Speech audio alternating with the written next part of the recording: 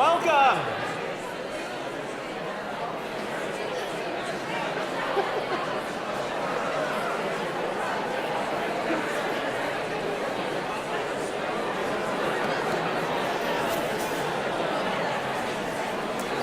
Testing. Welcome. The energy and enthusiasm, it's contagious. So welcome to Folsom Lake College's Fall Convocation in Stage 1. Can you hear?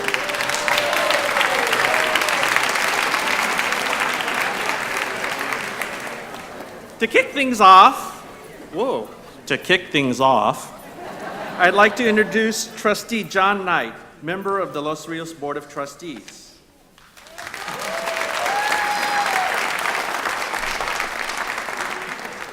Thank you, President Yamamura. I appreciate that. This looks somewhat similar to a classroom. Everybody still likes to sit towards the back. Doesn't really matter at all. But Whitney, thank you. It's a pleasure being here, and congratulations on being the new president here at Folsom Lake College.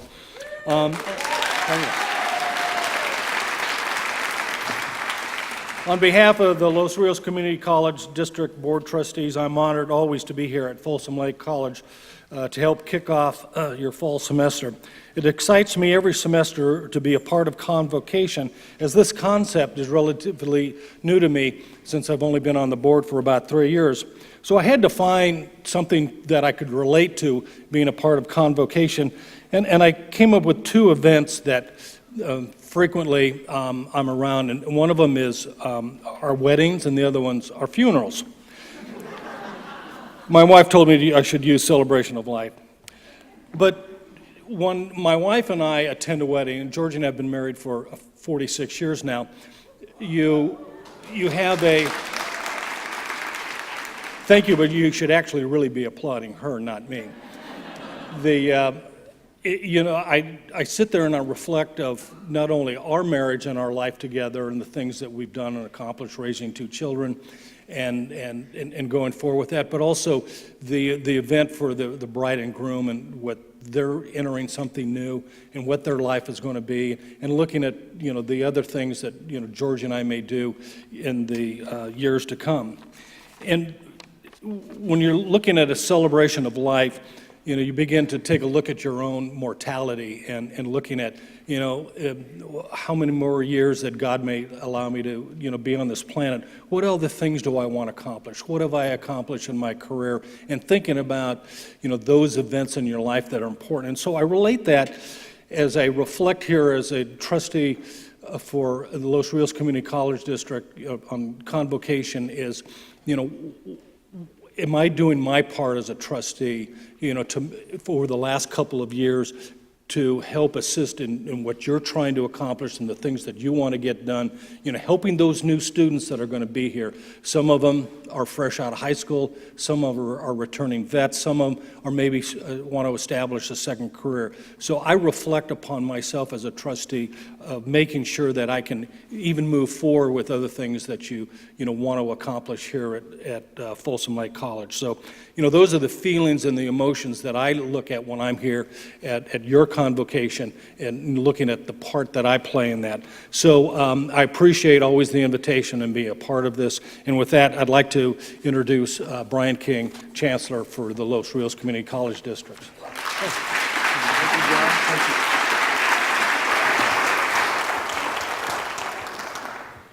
Good afternoon. It is exciting to be with you. I can't believe this is my 5th fall convocation here with you at Folsom Lake College. The years are flying by. I want to begin with some introductions. As you know, we have a convocation at all of the 4 Los Rios colleges each semester. So this is our 4th stop. So you need to really appreciate the people who have traveled with me and are hearing this presentation for the 4th time. Jamie Nye, our Vice Chancellor of Instruction and Technology. J.P. Sherry, our legal counsel, who's reminding me this is the 5th time they've heard it. We also have the presentation at the district office. Teresa Matista, Vice Chancellor of Administration. Gabe Ross, Vice Chancellor, Associate Vice Chancellor of Marketing and Communications. Paula Allison, Associate Vice Chancellor of Philanthropy. And I want to introduce my wife, Christina, who's here with us today. And we have some special guests as well. As you know, it's a big day in the life of the college here at Folsom Lake with a brand new president, Whitney Yamamura. And please welcome his parents, Sam and June Yamamura, who are with us today.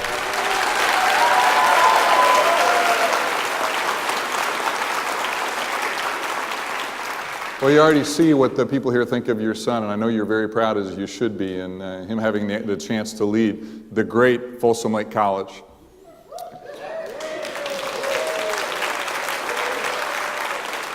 So 5 years, it goes by very quickly, and you think about the many successes we've had in the last 5 years across our 4 colleges. Not that long ago, about 5 years ago, we were coming out of the Great Recession, and we should be very proud that I don't know another district in the state that went through the Great Recession without a single layoff and without any rollbacks in compensation because of good fiscal planning by our trustees.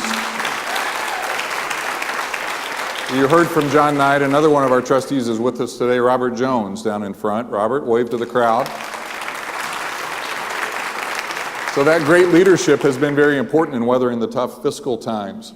We also have a new district strategic plan, and as we'll see today going through this presentation, we were anticipating the direction of our system very well in our strategic plan and other plans that have come into place. The strategic plan for Folsom Lake College, our technology plan, plans for basic skills, the Student Success Initiative, and equity plans. So much planning has taken place in the last 5 years.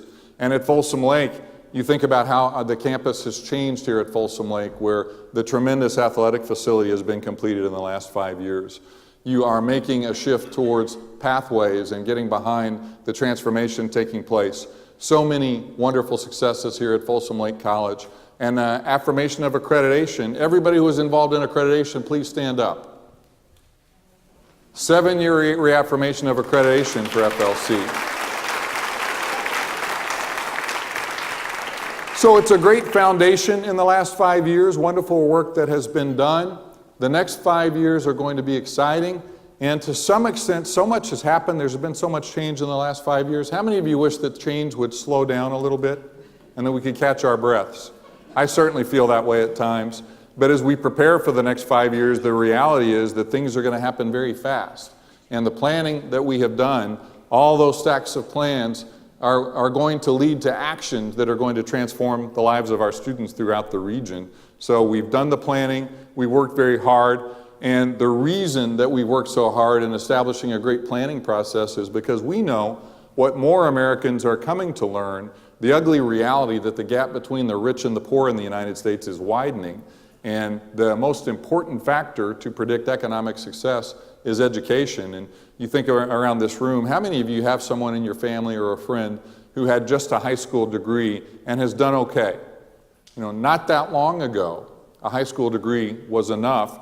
The reality now, coming out of the Great Recession, out of 11.6 million jobs that were created, almost all of them required a credential beyond high school. So we are on the front lines in preparing students for the new economy, which is very unforgiving for men and women who do not have a credential or a skill beyond high school. Some of them will need a 4-year degree, but many will not to have the kind of life that they want for themselves and that we want to help them achieve.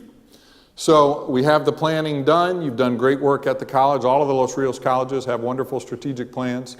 Now the pivot is from our strategic plan as a district, and we've discussed before that first goal on pathways. That first goal is establishing effective pathways for success and access, and both parts of the plan are important. For many years we focused very appropriately on access, but now we understand that helping students complete more quickly is an important part of what we do. So in pathways, there has been a lot of discussion about what pathways will look like here at Folsom Lake and at all of the Los Rios colleges. Some areas where there's wide agreement about what pathways will do, the 4 pillars of guided pathways. First is creating the pathways to employment and further education. Some of our students come to us and they let us know that they want to get to the world of work very quickly.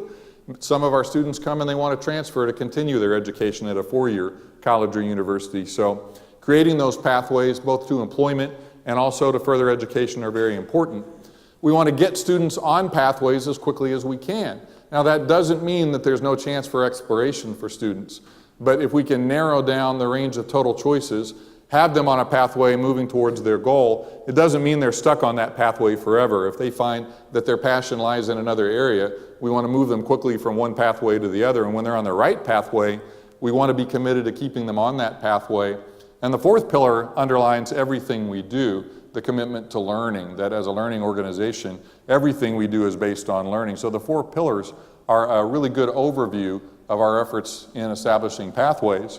And I have said this every time to every group that we've ever talked about pathways. You are the builders of pathways for Folsom Lake College. My role as your chancellor is not to tell you what the pathways should look like.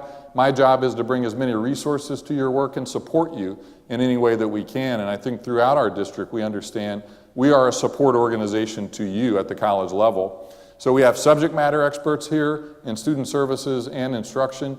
You know what's best for students. We're going to help support you in doing the work in building pathways. And our efforts are very much in alignment with what's happening at the state level in both policy and funding. Our new chancellor, Eloy Oakley, championed $150 million to support guided pathways, one-time dollars for our state. And we anticipate our share will be about $6.1 million. That's really helpful as we implement and move from planning to action in creating pathways. We also received a $2 million innovation award from the governor and the Department of Finance. Thank you for the applause. That's worth applauding. Wonderful example of partnership with all four colleges working together in a collaborative way to access funds that will help provide tools for implementing pathways, and also an opportunity to extend partnerships with our K-12 partners, because the pathways don't just begin at the doors of our college. We know working very closely with our high school partners and even middle school and elementary, so that college-going culture is created early on. We also are the only multi-college district in California that use the institutional effectiveness process in a collaborative way, where we came together again as four colleges and talked about needs we had in terms of tools to implement pathways. And I'm happy to report we not only have been awarded $1 million, our four colleges in the district combined, the money is in the bank, so that's another $1 million to help in our efforts. Who is this man on the screen behind me? How many of you know who that is? We have a new chancellor statewide, Eloy Ortiz Oakley. He followed our own Bryce Harris as chancellor, and he is off to a really great start as chancellor for our system. He started around the first of the year, and as I said, one of his first signature projects in the budget was the guided pathways dollars. So bringing $150 million into our system is a great accomplishment for a new chancellor.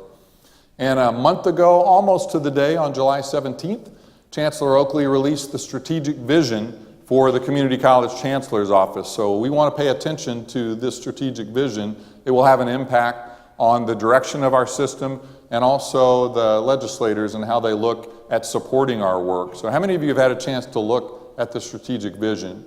We'll share the link with you to the document next week in our follow-up email about convocation, so you'll have a chance to drill down.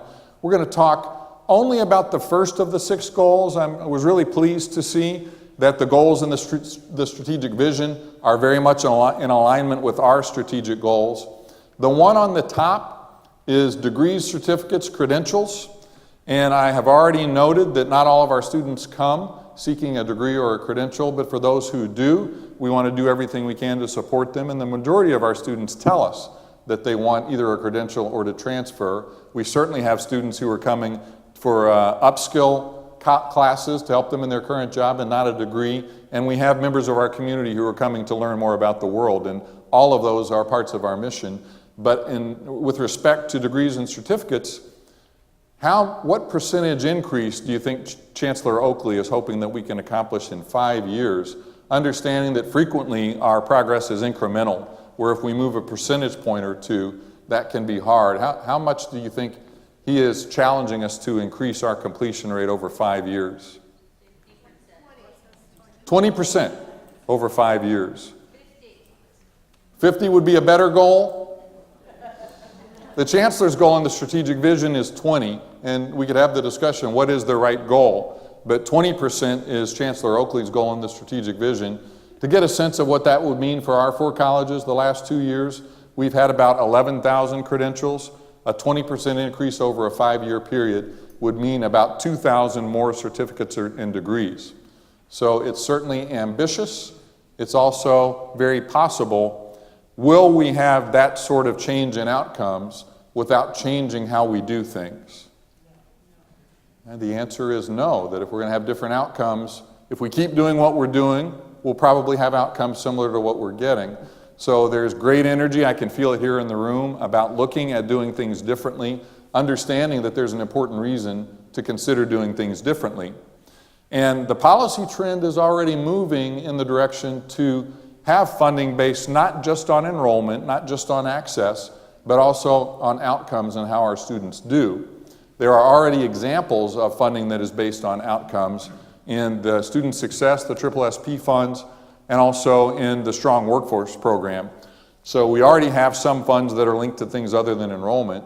And when you look at Chancellor Oakley's strategic vision and the input we have from the legislature and other policy experts, likely that we need to be responsive to a shift in the funding formula based more on outcomes and not solely on enrollment. So Chancellor Oakley has a workforce in place, a work group in place looking at the funding formula. So we will very closely monitor what happens in the Capitol and make sure that we're active participants in thoughts about changing the funding formula with the understanding that change is almost inevitable in how we're funded. So risk, at times, we desperately avoid risk, but in a volatile environment like this, we need to be willing to take some risks. Doesn't mean that we want to be reckless. We want to be very thoughtful about the risks we take, but we want to try new things, and not everything we try will work. I love the quote in the Tech Museum in San Jose from Gordon Moore: if everything you're trying is working, you're not trying hard enough. So we'll try some new things that will be successful. We'll try some things that are not as successful as we hope. We'll do a blameless autopsy on the things that don't work, and we'll move forward and take more calculated risks to make the changes that are necessary. So when you think about the speed of change, it can be disorienting. You think about all the things happening in our nation and the world, and changes that are not pleasant, and how we react as individuals. And I think about being in your seat and hearing people come and tell me about changes coming, and thinking that they're out of touch and in a different position, and you're really having to do the work of change. So I was thinking about examples just in my own family about how change impacts us. And when we made the decision 5 years ago to come to Sacramento, I was very excited when I got the call from our Board of Trustees asking me to come serve as your chancellor. It's been a great privilege. I was excited. My wife, Christina, was excited as well. My son was in 6th grade. He was not troubled by the move. My daughter at that time, 5 years ago, was 13. She was less excited about the move. And recently getting ready for college, she was going through a lot of her old documents, and she found her journal from 8th grade. And I thought I would share with you some of her thoughts about the move and her thought about the change. So she starts off, I live in beautiful Santa Cruz, where our family had been for 9 years, and believe me, I do not want to move. No subtlety in her resistance to the change. She was just getting started, though. She continued, I would rather be cut with paper cuts all over and jump into a sea of lemon juice than move. That's pretty vivid. How many of you have felt that way about change in your life? How many of you feel that way right now as some of the changes we're talking about, that you would rather not have to make the change? And then she finally says, my dad will leave for the job, and I did come 6 months early. They finished the school year, and we'll be stuck here and only see him on weekends. I think I'll just cry and cry until my tear ducts burst. I'm glad I really didn't know that at the time, that it was that hard on her. But I don't want to leave on a downer. She wrapped it up by concluding that life sucks, and she wants to trademark it, apparently. So if you were thinking about using life sucks, Celia may have the intellectual property rights for that. And in the coming weeks, there may be times where you hear about an idea, something we're talking about, you can just put the subject line and your text can be "Life sucks," and I'll know exactly what you mean. So fast forward to 5 years, and now she will tell you that moving here was the best thing that's ever happened to her. She loves Sacramento. She is excited about her future, and it's easy to chuckle about a 13-year-old middle schooler resisting change, but now her mother and I are going through the different change where she's preparing for college and a part of our lives is over. And even though we know that's a good change, I have to admit I struggle with that change a little bit too. So I do understand that change can be hard. And as I look at her brother, he's less saddened by her going to college. So his perspective is a little different. So we all deal and struggle with change in our personal lives, both ourselves and those around us. Statewide, change is happening fast, and some things are just falling from the sky. Quick example, how many of you have read the May 11th letter from Governor Brown to Chancellor Oakley about online education? So I'll tell you, on May 10th, I was not necessarily laser focused on online education. On May 11th, the letter came from Governor Brown to Chancellor Oakley, instructing him by November, so not very far from now, to present a plan for a purely online college presenting degrees for California community college students. So a new college was the concept. So we have spent a lot of time, as you would imagine, talking to faculty leadership, other constituents, talking to legislators, talking to the governor's staff, talking to our friends and colleagues in the chancellor's office about what this could mean. So between now and November, there will be a proposal. Don't know exactly what that will look like, but we'll be actively involved. And one of the advantages of being in Sacramento is we are able to hold regular conversations with the policymakers and decision makers.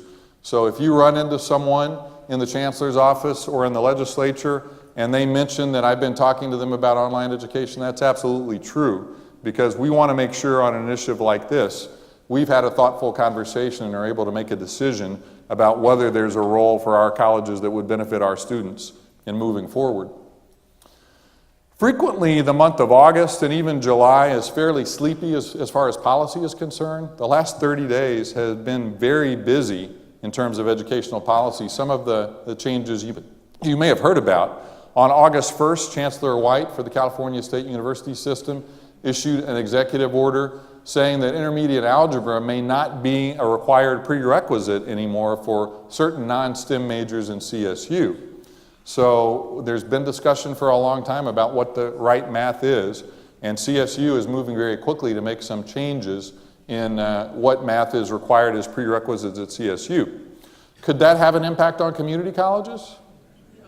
It absolutely will. So it's important for us to be forward-thinking about these changes and make sure that we have a role in determining what the impact is to make sure that it's a positive impact on our students.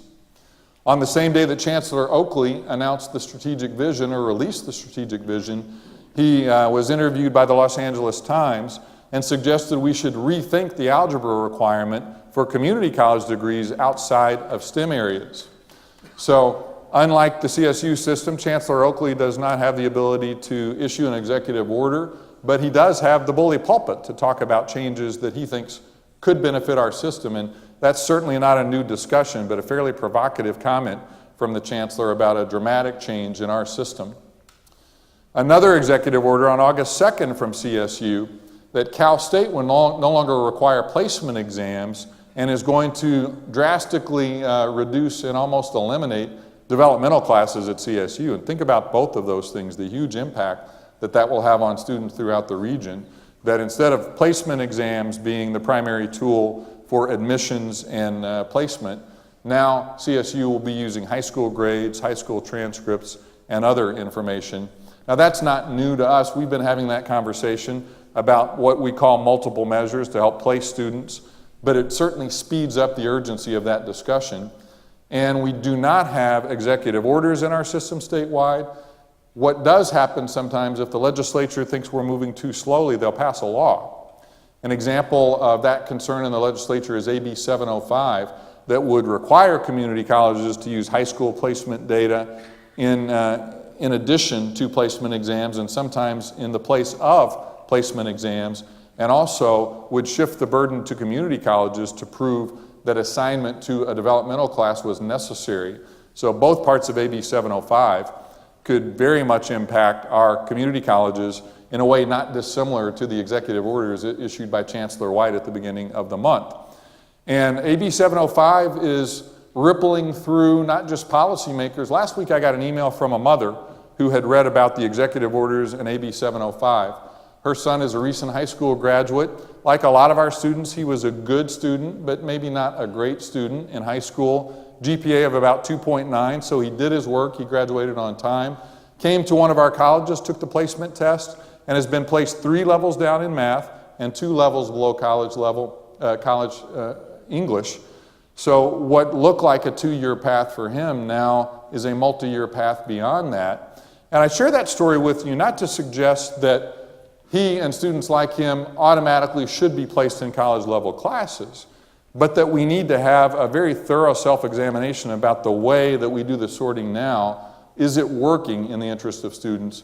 And what are the ways that we can improve a process? Because helping students to completion is very, very important.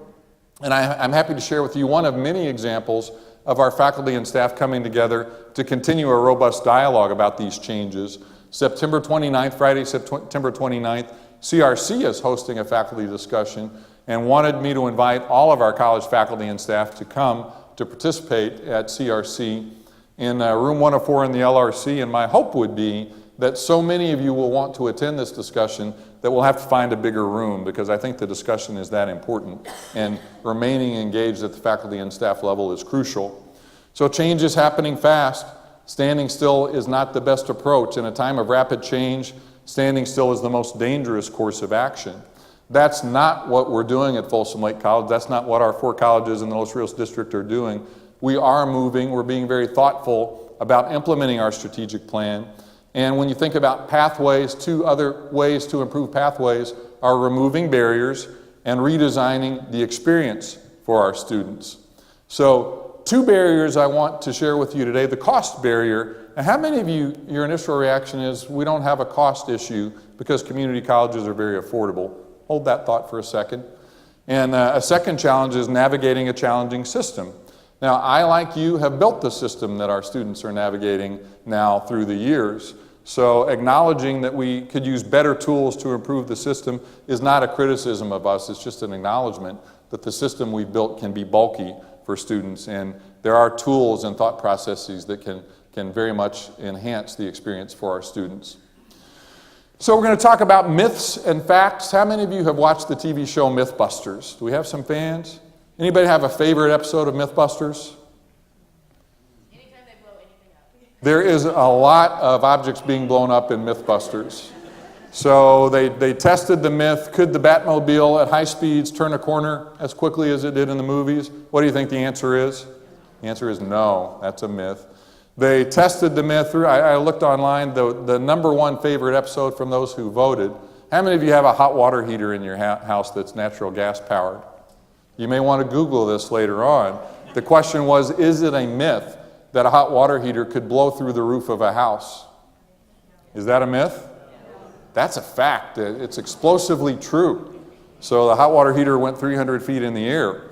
So we're going to take the Mythbusters approach on the cost barrier. So the first question, myth or fact, our students pay the lowest fees for higher education in the United States. How many of you think that's a fact? How many of you think that's a myth? It's actually a fact.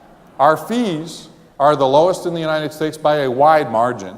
The second least expensive state charges about 50% more than we do. So our fees are very, very low.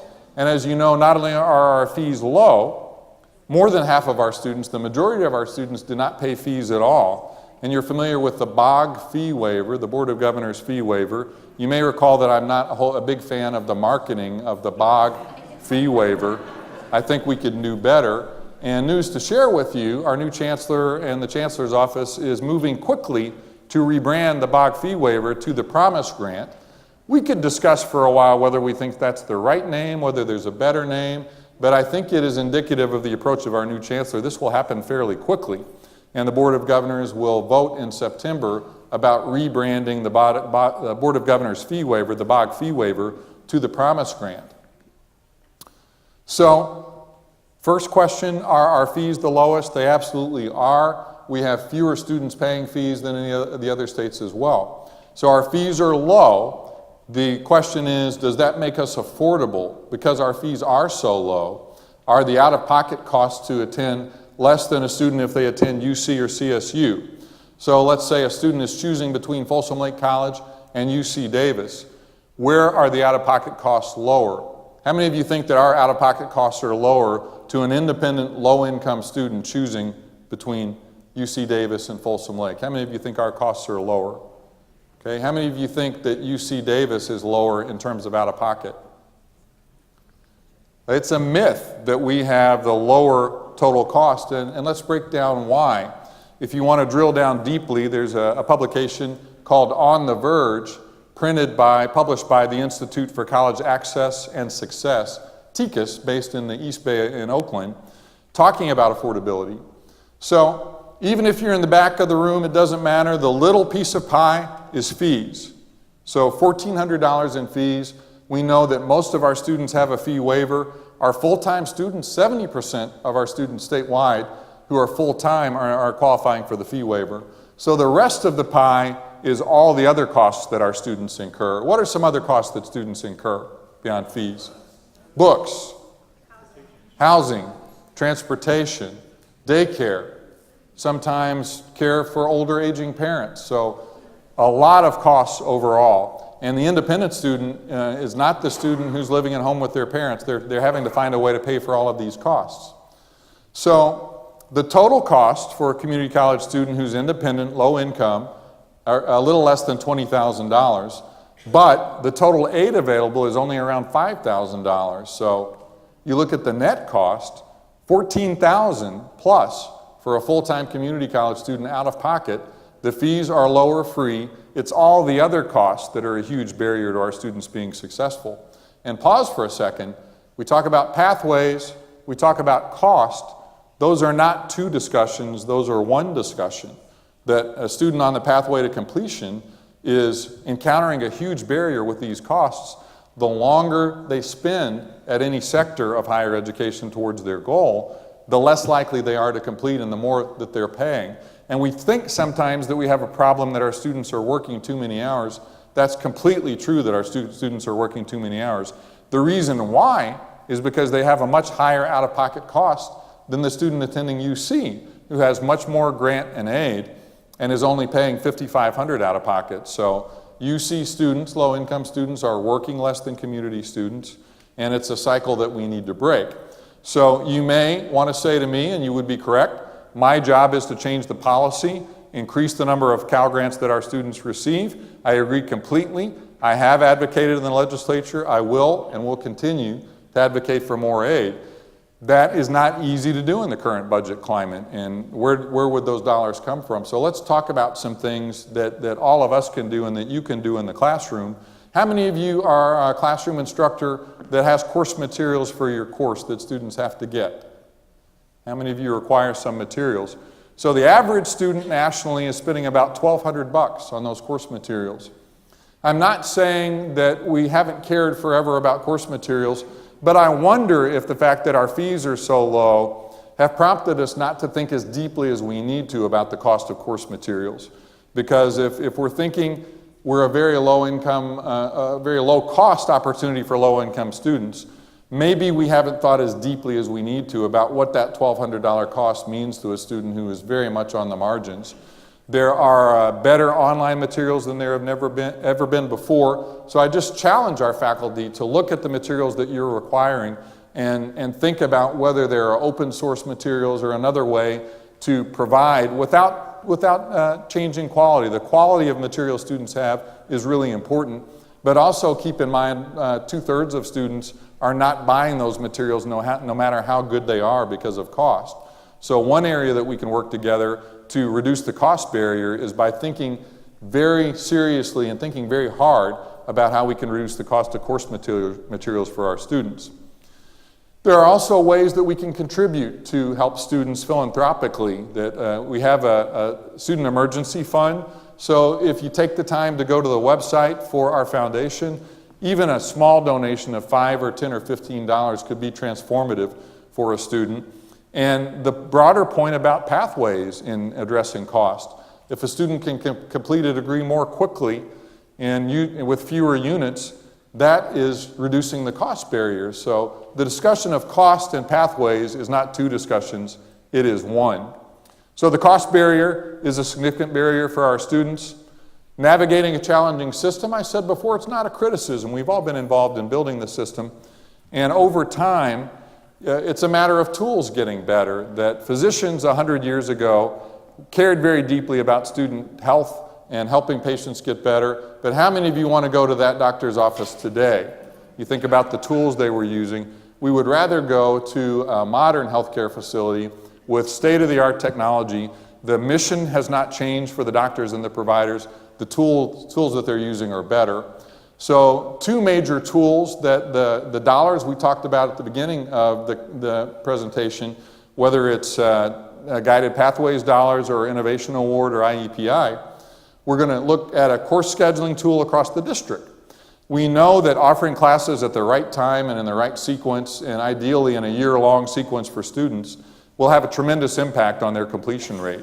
So the course scheduling tool is one tool that we will bring to this work. It's not a new project. It's a way of bringing a tool to do the work that's already underway better.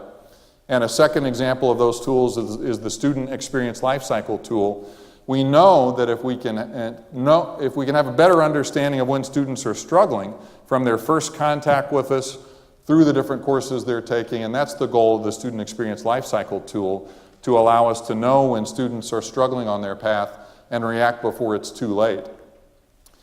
So it goes back to those four pillars again. These tools are not new initiatives. They're having better tools to help us look at four pillars, creating pathways to work or to further education, getting students on those pathways as quickly as we can.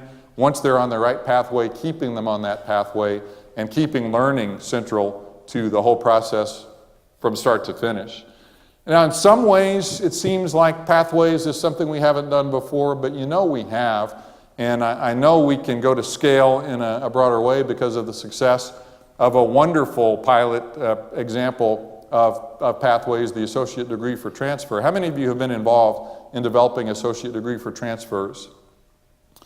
So last week in the Sacramento Bee, there was an article with great news about the success of associate degrees for transfer. So our students who don't have an associate degree for transfer, what percent of those students do you think complete 2 years after transfer? So they've completed with us, they're not in the ADT pathway. 30% complete in 2 years after transferring with a non-ADT degree. For the associate degree for transfer students, it's the difference between 31% and 48%. So 17% higher completion rates for associate degree for transfer. So it's a pathway program. We work together collaboratively across our colleges and also with our colleagues at CSU. It's making a difference in the lives of our students, and think about that. That's 17% of the transfer students who are not needing a third year at CSU and all the costs that go with it. So we can do this pathways work. We already have. Now we're just going to the next level and getting better tools to be even more successful. So in closing, this spring, at the request of our faculty leadership and other constituent groups, it's been more than 10 years since we've held a district-wide convocation. So in January, we'll come together. We've just started working on the logistics and look forward to your participation about how to make a district-wide convocation the effective chance to come together that we know it will be. So I'm excited about having so many smart people together in one place and a chance to talk about the work that is underway. Now you know where to get a hold of me. If something has resonated with you that you want to let me know about, or something that you want to share a question about, always feel free to send an email to me. I look forward to your feedback and value it greatly in learning how best to support you in the work that's moving forward. So that concludes my presentation. I want to ask Whitney to come forward now. I'm going to tell the people here something that they already know. But first of all, I want the search and selection committee that was involved in identifying Whitney to stand so we can thank everyone who was involved in the interviews. And if you went to an impressions group, they did a great job.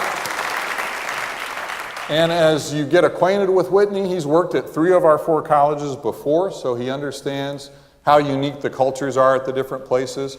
I just can't tell you how excited I am to have Whitney as the new president at Folsom Lake. And I also want to take this opportunity before passing the baton to thank Kathleen Kirkland for her tremendous service as interim. Kathleen.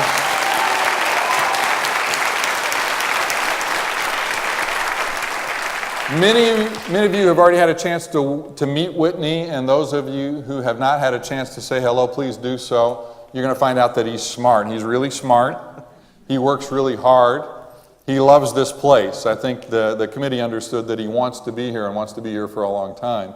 He cares deeply about our students, and he is going to fight for Folsom Lake and to make sure that you have the resources you need. And he also understands that there are a lot of instances where working together for our 4 colleges is very much in the interest of our students, that those 2 things are not mutually exclusive, that you can be an advocate for the college and also a champion of students and collaboration among our 4 colleges. So nobody's more excited than I am. I want to welcome Whitney, and please join me once again in welcoming your new president, Whitney Yamamura. Thank you, Brian. That's very kind of you.